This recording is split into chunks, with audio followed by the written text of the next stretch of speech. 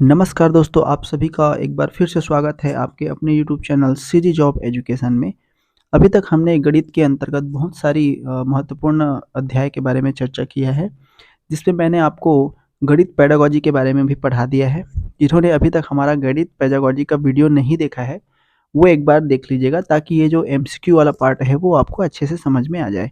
ठीक है, मैं गणित पेडागॉजी का जो वीडियो का लिंक है वो नीचे डिस्क्रिप्शन में डाल दूँगा। ठीक है दोस्तों? तो चलिए आज हम स्टार्ट करते हैं गणित पेडागॉजी के कुछ एमसीक्यू। ठीक है?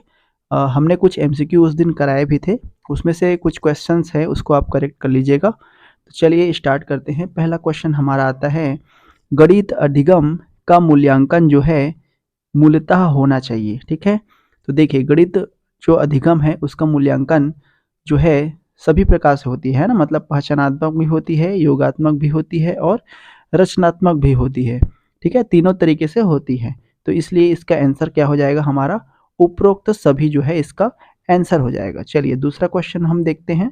दूसरा क्वेश्चन हमारा दिया हुआ है, तीन भिन्न बिंदुओं का उपयोग करके, है ना, तीन भिन्न बिंदुओं का उपयोग करके निम्न में से कौन सी आकृति नहीं बनाई जा सकती। ठीक है, तो देखिए तीन भिन्न बिंदुओं का उपयोग करके हम सरल रेखा बना सकते हैं, है ना, त्रिभुज भी बना सकते हैं, कोण भी जो है बनाया जा सकता है, लेकिन शंकु जो है नहीं बनाया जा सकता। इसके लिए तीन से अधिक बिंदुओं की आवश्यकता होती है। इसलिए आंसर क्या हो जाएगा इसका, जो है डी आंसर सही हो जाएगा। ठीक है, शंकु। इसके बाद हम नेक्स्ट देखते हैं हमारा तीसरा क्वेश्चन, कौन सी संकल्पना या संकल्पनाएं अधिक अमूर्त है ना, कौन सी संकल्पना या संकल्पनाएं अधिक क्या है, अमूर्त है। ठीक है, तो देखिए बहुत सारी अपन ज्यामिति में सबसे पहले देखें तो बहुत सारी ऐसी दैनिक जीवन में मूर्त वस्तुएं देखते हैं जो कि चतुर्भुज के आकार का, त्रिभुज के आकार का, है ना, वृत्त के आकार का होता है। ठीक है, ये भी एक अमूर्त ही है।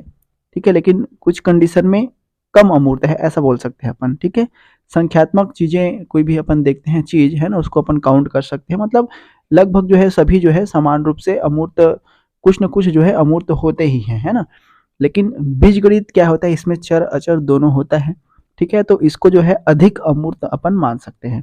ठीक है, तो इसका आंसर क्या हो जाएगा, बी हो जाएगा, बीजगणित। ठीक है दोस्तों, इसके बाद अपन नेक्स्ट देखते हैं क्वेश्चन नंबर 4, गणित शिक्षण की सबसे बड़ी समस्या क्या है ना, गणित शिक्षण की सबसे बड़ी समस्या है। तो पहला ऑप्शन आता है आपका छात्रों के सीखने की क्षमता, दूसरा आता है क्लासरूम ऑपरेशन, तीसरा आता है शासकीय मापदंडों का अनुसरण और चौथा आता है अन्य कार्यों का अतिरिक्त प्रभाव। ठीक है, तो इसका आंसर हो जाएगा हमारा क्लासरूम ऑपरेशंस। ठीक है, नेक्स्ट देखते हैं इसके बाद क्वेश्चन नंबर 5, गणित के पुस्तक का प्रत्येक अध्याय अभ्यास प्रश्नावली से अंत होता है, इसके पीछे की अवधारणा क्या है। आपने अक्सर देखा होगा कि गणित के जो बुक रहते हैं, है ना, पाठ्य पुस्तक जो रहती है उसमें जैसे ही चैप्टर खत्म होता है या कोई भी पॉइंट खत्म होता है तो फिर अभ्यास प्रश्नावली एक रहती है। ठीक है, तो इसके पीछे की क्या अवधारणा है, तो देखिए सीखने का अवसर बढ़ाना, एकाग्रता को बढ़ाना, समय का उपयोग और मजा और आनंद देना, है ना। तो अच्छे से यदि हम उस चैप्टर को समझ लिए हैं तो उससे हमें और आगे सीखने का अवसर ये देता है। ठीक है, तो ये हो जाएगा हमारा ए ऑप्शन, सीखने का अवसर बढ़ाना। इसके बाद अपन नेक्स्ट देखते हैं क्वेश्चन नंबर 6, त्रिभुज के क्षेत्रफल की संकल्पना कैसी है ना, त्रिभुज के क्षेत्रफल की संकल्पना कैसी है। तो देखिए जो त्रिभुज का क्षेत्रफल होता है वो कैसा होता है, मूर्त और अमूर्त दोनों प्रकार के होते हैं। ठीक है, तो इसका आंसर हो जाएगा ए एवं बी दोनों। इसके बाद नेक्स्ट आता है हमारा क्वेश्चन नंबर 7, उच्चतर कक्षाओं के सवालों की चर्चा प्राथमिक स्तर पर करने का तात्पर्य है ना। तो देखिए सबसे पहला है आगे पढ़ने के लिए दिलचस्पी पैदा करना, दूसरा है उनके कम ज्ञान के लिए हतोत्साहित करना, तीसरा धीमा सीखने की स्थिति से विचलित करना और अपना ज्ञान छात्रों को प्रदर्शित करना। ठीक है दोस्तों, तो देखिए उच्चतर कक्षाओं के सवालों की चर्चा हम क्यों करते हैं, तो आगे पढ़ने के लिए दिलचस्पी पैदा करने के लिए हम करते हैं। तो इसका आंसर क्या हो जाएगा, इसका आंसर हो जाएगा ए। ठीक है दोस्तों, इसके बाद अपन नेक्स्ट देखते हैं क्वेश्चन नंबर 8, पढ़ने सीखने का संसाधन जियोजेब्रा का उपयोग नहीं किया जा सकता। ठीक है, तो देखिए ये जो जियोजेब्रा होती है यह क्या है, एक सॉफ्टवेयर है। यह क्या है, एक सॉफ्टवेयर होता है जिसका यूज अपन कंप्यूटर में करते हैं। ठीक है, जिसका यूज़ अपन कंप्यूटर में कहते हैं। तो लंगड़ों के द्वारा किया जा सकता है ना? बहरों और गूंगों के द्वारा भी इसको समझा जा सकता है, लड़कियों के द्वारा भी किया जा सकता है, लेकिन अंधों के द्वारा जो है नहीं किया जा सकता, ठीक है? तो इसका आंसर हो जाएगा सी। इसके बाद आता है नेक्स्ट क्वेश्चन हमारा, क्वेश्चन नंबर 9। संख्या पद्धति की सोपान क्रमिक श्रृंखला को प्रदर्शित करने के लिए कौन सा क्रम सही है? ठीक है, तो जहाँ पे n हमारा क्या दिया है? प्राकृतिक संख्या है, w हमारा पूर्ण संख्या है, q हमारा परिमेय संख्या है और z क्या है? हमारा पूर्णांक संख्या है। ठीक है दोस्तों, तो देखिए सबसे पहला हमारा क्या आता है? सबसे पहला हमारा आता है प्राकृतिक संख्याएं, है ना, जिसको अपन 1 2 3 4 से निरूपित 1 2 3 4 से जो है लिखा जाता है। ठीक है, प्राकृतिक संख्याएं कैसे आती है? 1 2 3 4 इस तरीके से जो है अनंत तक जाती है। यदि हम इसमें जीरो को शामिल कर देते हैं तो हमारी पूर्ण संख्या बन जाती है ना। इसमें यदि हम जीरो को भी शामिल कर दें तो क्या बन जाती है? पूर्ण संख्या बन जाती है। और यदि इस पूर्ण संख्याओं में हम एक संख्या जिसको अपन कहते हैं पूर्णांक संख्या, ठीक है, जिसको अपन क्या कहते हैं? पूर्णांक संख्या कहते हैं। तो ये -3 -2 है ना, -1 इस तरीके से होता है। यहाँ इधर प्लस, इधर जीरो आ जाएगा, फिर +1 +2 ऐसे करके बढ़ते जाते हैं, मतलब माइनस और प्लस दोनों जो है शामिल होते हैं। इसके बाद आता है, यदि इस पूर्णांक संख्याओं में अगर हम धनात्मक और ऋणात्मक भिन्नों को भी शामिल कर दे तो एक संख्या बनती है जिसको अपन परिमेय संख्या कहते हैं। मतलब इस तरीके से हमारा क्रम चलता जाता है, एन डब्ल्यू जेड और क्यू। तो देख लीजिए आपका आंसर क्या हो जाएगा? सी आ जाएगा, एन डब्ल्यू जेड क्यू। ठीक है दोस्तों, इसके बाद अपन नेक्स्ट देखते हैं क्वेश्चन नंबर 10। निम्नलिखित में से कौन सा सही नहीं है ना? निम्नलिखित में से कौन सा सही नहीं है? पहला ऑप्शन दिया है आपका अमूर्त संकल्पना प्राथमिक स्तर पर दिया जाना चाहिए। दूसरा है योगात्मक सामान्यकृत संकल्पना को प्राथमिक स्तर पर विचार विमर्श करना चाहिए। तीसरा है स्वयं सिद्ध को प्राथमिक स्तर पर सीखना चाहिए और चौथा है उपयुक्त सभी। तो इसका आंसर हो जाएगा उपयुक्त सभी। ठीक है, निम्नलिखित में से कौन सा सही नहीं है ये बोला गया है, तो उपयुक्त सभी जो है इसका आंसर हो जाएगा। ठीक है दोस्तों, इसके बाद नेक्स्ट आता है हमारा क्वेश्चन नंबर 11। प्राथमिक छात्रों को उनके कार्यकारी स्मृति में गणितीय ज्ञान रखने की असमर्थता का अधिक प्रसंभाव्य कारण क्या है?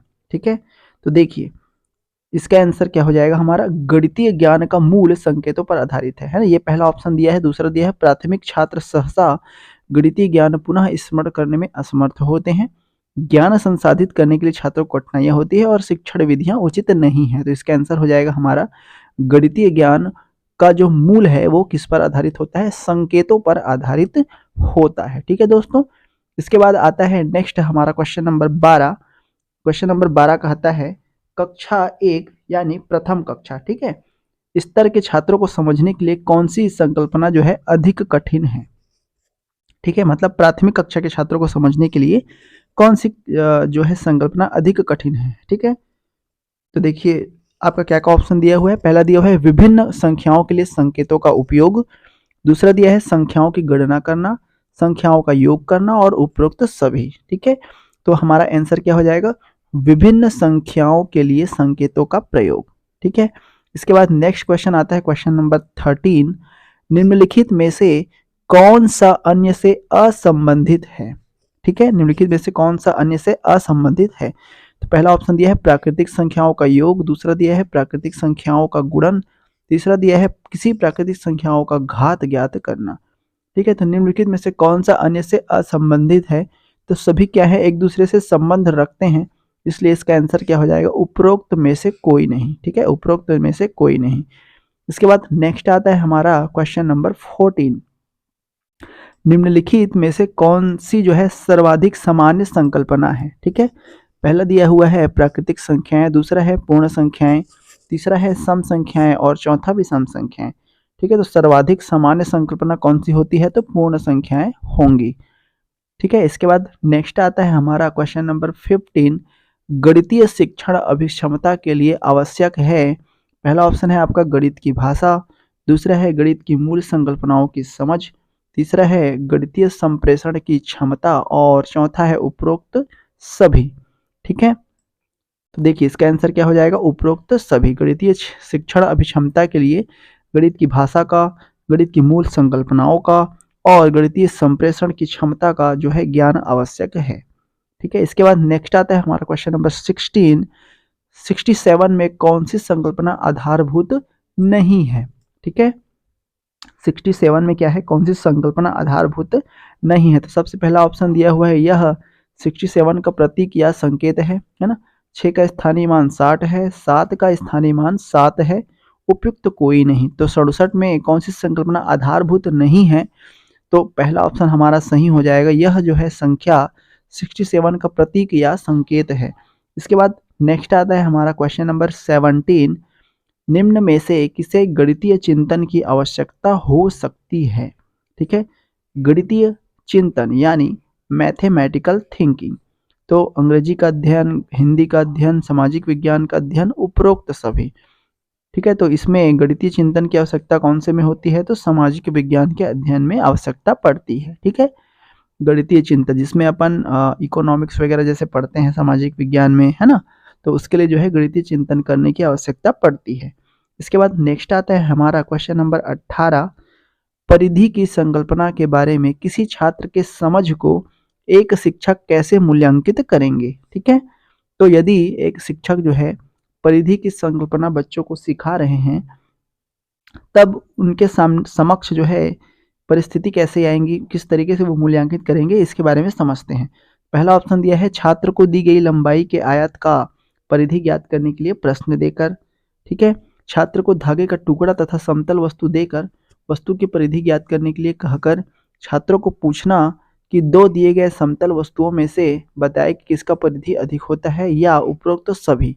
तो दूसरा आंसर हमारा सही हो जाएगा। दूसरा आंसर हमारा हो जाएगा कि छात्र को क्या करेंगे, एक धागे का टुकड़ा देंगे और समतल वस्तु दे करके उसकी परिधि ज्ञात करने के लिए बोलेंगे। ठीक है, तो बी ऑप्शन आपका जो है करेक्ट हो जाएगा। इसके बाद नेक्स्ट देखते हैं अपन क्वेश्चन नंबर 19।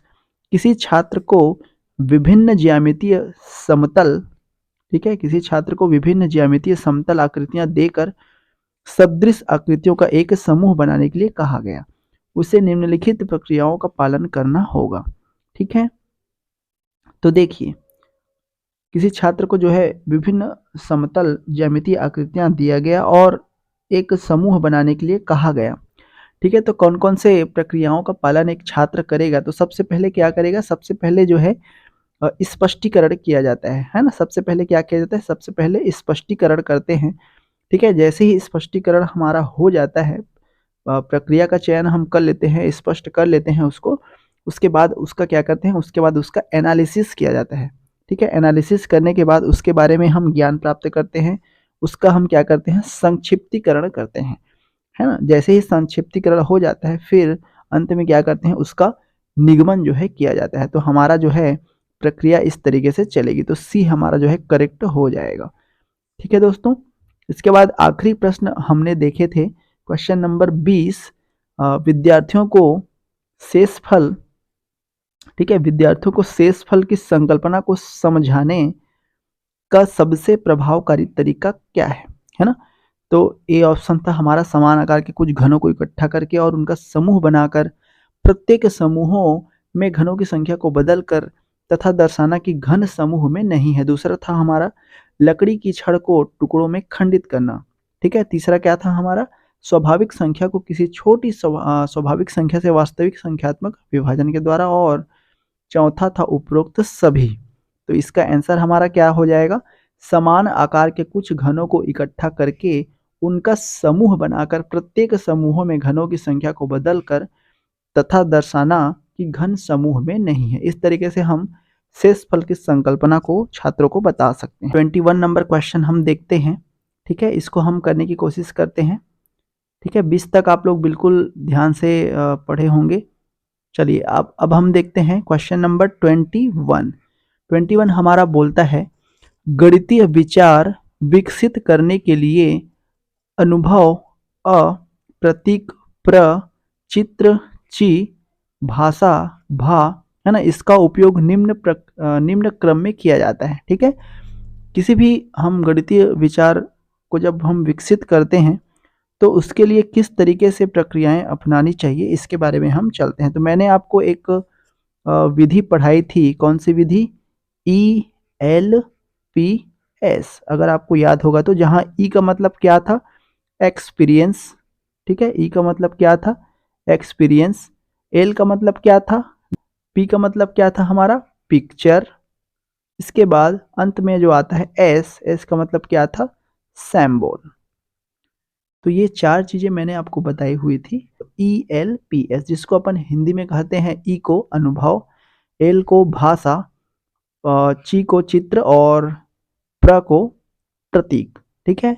तो इसका आंसर क्या हो जाएगा हमारा? डी ऑप्शन जो है हो जाएगा, ठीक है। अनुभव, भाषा, चित्र और प्रतीक। तो ये जो इसका जो है सही तरीके से क्रम है, यही बताना था अपने को। इसके बाद है 22 नंबर क्वेश्चन हमारा, प्राथमिक स्तर पर गणित की पहेलियां मदद करती है, ठीक है। कैसे मदद करती है? पहला ऑप्शन दिया है कक्षा के मेधावी छात्रों की पहचान करने में, दूसरा है छात्रों को मनोरंजन प्रदान करने में, तीसरा है समस्या सुलझाने के लिए कौशलों को परखने में, और चौथा है समस्या सुलझाने के कौशलों को प्रोत्साहन हेतु बढ़ावा, ठीक है। तो देखिए, प्राथमिक स्तर में गणित की पहेलियां मदद करती है ना। प्राथमिक स्तर के बच्चों को हम गणित की पहेलियां क्यों कराते हैं, है ना, क्यों कराते हैं? ताकि बच्चे क्या करें? समस्या सुलझाने में अपने कौशलों को बढ़ावा दे, है ना। किस तरीके से जो है समस्या सामने आएंगी और उसको कैसे हम हल करेंगे, तो इसके द्वारा जो है गणित की पहेलियों के द्वारा बच्चे सीख सकते हैं, उनके प्रोत्साहन को बढ़ावा मिलता है, ठीक है। तो इसका आंसर हो जाएगा डी, समस्या सुलझाने के कौशलों को प्रोत्साहन हेतु बढ़ावा देने, ठीक है। इसके बाद नेक्स्ट आता है हमारा क्वेश्चन नंबर 23। 23 क्या कहता है? जब आंकड़ों का वर्गीकरण स्थान या क्षेत्रों के अनुसार किया जाता है तो उसे क्या कहते हैं, है ना। तो स्थान या क्षेत्र, ठीक है, किसी स्थान या क्षेत्र के अनुसार जब हम आंकड़ों का वर्गीकरण करते हैं तो उसे हम कहते हैं भौगोलिक वर्गीकरण, ठीक है। उसको हम क्या कहते हैं? भौगोलिक वर्गीकरण। तो ध्यान रखिएगा, सी ऑप्शन इसका करेक्ट आंसर हो जाएगा। इसके बाद अब नेक्स्ट क्वेश्चन आता है, क्वेश्चन नंबर 24। एक अंक से गुणा करना क्या नहीं है, ठीक है। एक अंक से गुणा करना क्या नहीं है? पहला है गणितीय विधि, दूसरा है गणितीय संकल्पना, तीसरा है गणितीय फलन, और चौथा है उपरोक्त में से कोई नहीं, ठीक है। तो देखिए, इसका आंसर हो जाएगा गणितीय फलन। गणितीय फलन में अपन जो है क्या करते हैं, एक वैल्यू दिया जाता है, उस पर जो है अलग अलग मान रख करके जो है हल करते हैं, है ना।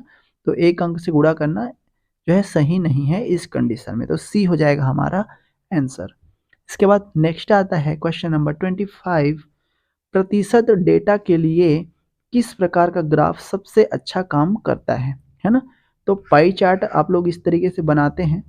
पाई चार्ट में इस तरीके से ऐसे जो है डिवाइड रहता है, जिसमें अलग अलग कोण, है ना, और अलग अलग परसेंटेज जो है लिखा रहता है। यहाँ पे 50%, यहाँ पे 20%, है ना, यहाँ पे 10%, यहाँ पे 10%, इस तरीके से जो है लिखा रहता है, ठीक है। इस तरीके से जो है लिखा रहता है। तो इसके लिए अपन किसका यूज करते हैं? पाई चार्ट का यूज जो है करते हैं, ठीक है दोस्तों। इसके बाद नेक्स्ट आता है क्वेश्चन नंबर 27। किसी चतुर्भुज के चारों कोणों का योग 360 अंश होता है ना। किसी चतुर्भुज के चारों कोणों का योग कितना होता है? 360 अंश होता है। यह सोचना क्या कहलाता है, ठीक है। तो हम कोई भी चतुर्भुज रहेगा, उसके चारों कोणों का योग ज्ञात करेंगे, मतलब उसका व्यापकीकरण हम करेंगे, ठीक है। तो इसका आंसर क्या हो जाएगा? व्यापकीकरण हो जाएगा। व्यापक रूप से हम उसको हल करके देखेंगे, ठीक है। तो इसका आंसर क्या हो जाएगा? व्यापकीकरण। इसके बाद आता है 27 नंबर हमारा, निम्नलिखित में से कौन सा बैंकिंग मॉडल के बारे में सही है, ठीक है। तो बैंकिंग जो मॉडल है उसके बारे में सर्वप्रथम हमको पाउली फ्रीयरे ने जो है इसके बारे में बताया था, ठीक है।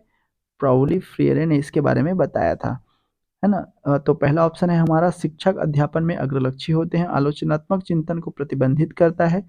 सर्वप्रथम पाउलो फ्रीयरे ने इसका इस्तेमाल किया, और डी ऑप्शन है, ज्ञान को न्यासधारी में रखा जाता है, ठीक है। तो आंसर क्या हो जाएगा? जो बैंकिंग मॉडल है इसके बारे में सर्वप्रथम पाउली फ्रीयरे ने जो है बताया था, ठीक है। इसके बाद अपना नेक्स्ट क्वेश्चन देखते हैं, क्वेश्चन नंबर 28। एक वृत्त जिसमें त्रिज्याखंड के विभिन्न राशियों को निरूपित करता है क्या कहलाता है, ठीक है। तो अभी बताया मैंने, इस तरीके से जो है चार्ट बनाते हैं ऐसे करके। ये त्रिज्या है, सारे के सारे क्या है, त्रिज्या है। और ये जो त्रिज्या खंड है ये विभिन्न राशियों को निरूपित करता है, प्रतिशत में हो या कोण में हो, इस तरीके से, है ना। तो उसको अपन क्या बोलते हैं, पाई चार्ट हम लोग कहते हैं। ठीक है दोस्तों, इसके बाद आता है 29, बच्चों की गलतियां सीखने में मददगार है, यह विचार किसने दिया था, है ना। तो बच्चे जो है गलतियों से सीखते हैं, ये किसने कहा था, तो ये कहा था पियाजे ने, है ना। किसने कहा था, पियाजे ने कहा था। तो इसका आंसर हो जाएगा पियाजे, डी ऑप्शन। इसके बाद आता है क्वेश्चन नंबर 30, दो विषम संख्याओं का योग एक सम संख्या है, इसे आप कैसे सिद्ध करेंगे। ठीक है, तो मैंने एग्जाम्पल के माध्यम से समझाया था। ठीक है, एग्जाम्पल के माध्यम से समझाया था, जो गणित का अपन प्रकृति देखे थे, है ना, उसमें मैंने बताया था कि जो विषम संख्याएं हैं, है ना, मतलब संख्याओं के बारे में यदि हम गणना कर रहे हैं, उसको सिद्ध कर रहे हैं, तो उसके लिए हम क्या करेंगे, तर्क का यूज करेंगे, जिसके लिए आप जो है गणितीय आगमन का भी यूज कर सकते हैं, है ना। गणितीय आगमन के तर्क का यूज जो है कर सकते हैं। तो तर्क से हम बता सकते हैं कि दो विषम संख्याओं का योग क्या है, एक सम संख्या है। ठीक है दोस्तों, इसके बाद आता है नेक्स्ट क्वेश्चन हमारा 31 नंबर, गणित सीखने की प्रक्रिया आसान हो सकती है ना। गणित सीखने की प्रक्रिया आसान हो सकती है यदि सोपान क्रमिकता के आधार पर शिक्षण योजना बनाई जाए, सभी अवधारणाएं मूर्त रूप से समझाई जाए, व्यापक विचारों का विशिष्टीकरण किया जाए, और डी गणितीय प्रतीकों का कम से कम उपयोग किया जाए। ठीक है, तो यदि हम सोपान क्रमिकता के आधार पर सिखाएं, मतलब चरण दर चरण यदि हम शिक्षा दें किसी भी चीज का, यदि हम चरण दर चरण क्या करें, शिक्षा दें, तो आसानी से जो है बच्चे उस प्रक्रिया को सीखने में आसान हो जाती है उनको। ठीक है, तो इसका आंसर हो जाएगा सोपान क्रमिकता के आधार पर शिक्षण योजना बनाना। इसके बाद आता है नेक्स्ट क्वेश्चन हमारा, क्वेश्चन नंबर 32, कक्षा 4 में एक शिक्षक विद्यार्थियों को 3476 और 937 का योग करने के लिए कहता है। एक छात्र प्रश्न के उत्तर में निम्नानुसार प्रक्रिया करता है। बच्चे ने क्या किया कि 3476 में 937 को इस तरीके से क्या कर दिया, जोड़ दिया। ठीक है, तो देखिए इन्होंने थोड़ा सा अलग तरीके से जोड़ा और उसका आंसर इस तरीके से आ गया। ठीक है, तो इसका हम क्या जो है उपाय निकालेंगे, है ना, इसका क्या जो है कारण रहेगा, इसके बारे में देखते हैं। तो सबसे पहला है ए ऑप्शन, योग की कौशल, है ना। दूसरा है स्थानीय मान की अवधारणा। तीसरा है पुनर्समूहीकरण द्वारा योग के कौशल। और चौथा है योग के सही क्रम की अवधारणा। ठीक है, तो यदि किसी बच्चे को स्थानीय मान की अवधारणा होती, मतलब इकाई, दहाई, सैकड़ा, है ना, इसकी अगर उसके में अवधारणा विकसित करे रहते, तो वो आसानी से जो है हल कर सकता था। ठीक है, तो स्थानीय मान की अवधारणा उसमें कमी थी, तो इसका आंसर क्या हो जाएगा, स्थानीय मान की अवधारणा। ठीक है, इसके बाद नेक्स्ट आता है क्वेश्चन नंबर 33, मिलते जुलते और बार बार होने वाले अनुभवों के आधार पर नतीजों तक पहुंचने वाले तरीकों को क्या कहा जाता है। ठीक है,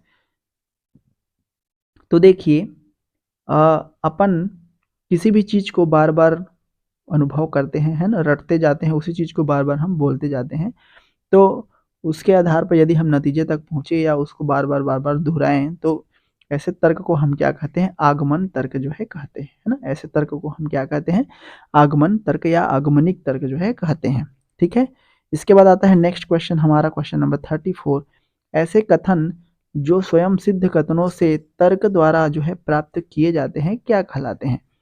ठीक है, तो ऐसे कथन जो स्वयं सिद्ध कथनों से तर्क द्वारा प्राप्त किए जाते हैं उनको हम कहते हैं प्रमेय। प्रमेय जो है पहले से क्या होते हैं, सिद्ध होते हैं, पहले से जो है एक कथन होते हैं। ठीक है, तो प्रमेय हो जाएगा इसका आंसर। नेक्स्ट क्वेश्चन आता है क्वेश्चन नंबर 35, बच्चों में अमूर्त स्तर पर कार्य करने की क्षमता विकसित करने के लिए निरूपण का कौन सा क्रम सबसे अधिक उपयुक्त है। ठीक है, तो सबसे पहले देखिए बच्चों को यदि हम कुछ भी सिखाते हैं, है ना, तो क्या करते हैं सिखाने के टाइम में, सबसे पहले हम उसको ठोस वस्तुओं से सिखाते हैं, है ना, कि ये आम है ना, ऐसा है, ये डॉल है, ये बॉल है, इस तरीके से हम सिखाते हैं बच्चों को। तो सबसे पहले हम ठोस वस्तुओं से सिखाते हैं।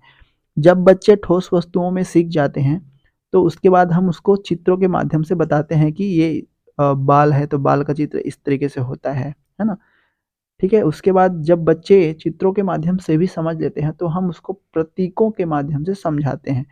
जैसे संख्याओं है ना 1, 2, 3, 4, ठीक है? इसको जोड़ना कैसा है, तो उसके लिए हम प्लस का, माइनस का इस तरीके से यूज़ करते हैं। तो उसके बाद हम प्रतीकों के बारे में जो है बच्चों को बताते हैं। ठीक है? तो इसका आंसर हो जाएगा ठोस, चित्रात्मक और प्रतीकात्मक, इसका जो है सही क्रम हो जाएगा। ठीक है? इसके बाद नेक्स्ट आता है हमारा सीखने के मॉडल में कौन-कौन सी बातें सम्मिलित होती हैं? ठीक है? सीखने के मॉडल में कौन-कौन सी बातें सम्मिलित होती हैं? तो देखिए, सबसे पहले बच्चे क्या करते हैं, सबसे पहले जो है सीखने का अर्थ क्या है, इसकी समझ जो है होनी चाहिए। ठीक है? सबसे पहले क्या सीखना है ना? इसकी समझ विकसित होनी चाहिए। उसके बाद उस विषय वस्तु का ज्ञान हमको होना चाहिए, है ना? उस विषय वस्तु जिसके बारे में हमको पढ़ाना है, उसका ज्ञान जो है बहुत ज़रूरी है, बहुत जो है होना चाहिए उसका ज्ञान। ठीक है? इसके बाद बच्चे कैसे सीखते हैं, इसकी समझ विकसित होनी चाहिए। ठीक है? तो ये सारे पॉइंट्स आते हैं, तो हमारा हो जाएगा पहला, दूसरा और चौथा। ठीक है? नेक्स्ट आता है रचनावादी कक्षा में आकलन का उद्देश्य क्या होता है? ठीक है? तो रचनावादी कक्षा में आकलन का मुख्य उद्देश्य है बच्चों को सोचने के लिए प्रेरित करना, सीखने में उसकी मदद करना और वे किस तरह से सोच रहे हैं यह समझने में शिक्षक की जो है मदद करना। ठीक है? इसके बाद नेक्स्ट आता है क्वेश्चन नंबर 38, सही कथन को चुनिए। पहला दिया है गणित में अवधारणात्मक ज्ञान केवल शिक्षक के लिए ज़रूरी है। बच्चे को परिभाषा याद है, इसका अर्थ है उसे अवधारणा की समझ है। गणित सीखने के लिए बच्चों को प्रक्रियात्मक ज्ञान होना भी पर्याप्त न है ना? अवधारणा की समझ होने पर बच्चे हल करने की प्रक्रिया स्वयं ढूँढ सकते हैं।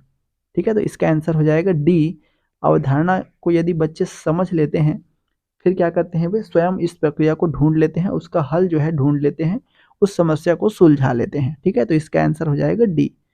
इसके बाद नेक्स्ट आता है क्वेश्चन नंबर 39, पाओलो फ्रेयर ने सीखने के किस मॉडल पर बात की? तो अभी हमने चर्चा किया था कि बैंकिंग मॉडल पर जो है बात किया था, है ना? बैंकिंग मॉडल की संज्ञा जो है सबसे पहले दी थी। इसके बाद आता है क्वेश्चन नंबर 40, आज का लास्ट क्वेश्चन। बच्चे द्वारा विकसित इनमें से कौन-सी क्षमता सीखने के लिए बैंकिंग मॉडल का एक अच्छा उदाहरण है ना? तो बैंकिंग मॉडल को हम क्या कहते हैं, सीखना यानी रटना, यानी बैंकिंग मॉडल हम उसको नाम देते हैं। तो बच्चे क्या करते हैं, तथ्यों को याद करते हैं और उसे बता पाते हैं। मतलब तथ्यों को क्या करते हैं, वे रटते हैं, है ना? तथ्यों को रटते हैं और याद करते हैं, बार-बार दोहराते हैं और याद करते हैं। तो ये कौन से मॉडल के अंतर्गत आता है? ये बैंकिंग मॉडल के अंतर्गत आता है। ठीक है दोस्तों, तो ये 40 जो है क्वेश्चन आज हमने करे हैं। आई होप ये क्वेश्चन आपको इम्पोर्टेंट लगे होंगे। अगर इसको जो है आप सरल कर लेते हैं, अच्छे से समझ लेते हैं, तो अन्य जो पेडागॉजी के क्वेश्चंस हैं उनको बनाने में आसानी हो जाएगी। ठीक है? तो आज इतना ही करते हैं, मिलते हैं नेक्स्ट में कुछ और पेडागॉजी एमसीक्यू पर चर्चा करेंगे। तब तक के लिए धन्यवाद।